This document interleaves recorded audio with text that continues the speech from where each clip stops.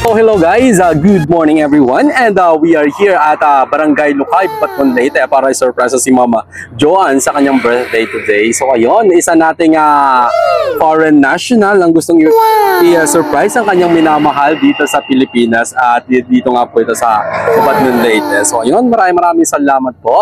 Thank you so much Sir Jordan for choosing surprise and gift delivery, for being a part of your fiancé's birthday celebration surprise. So ayun, baka nyo kami dyan, Mama Joanne. At ito po yung ipinatid ni Sir Jordan na package para sa inyo.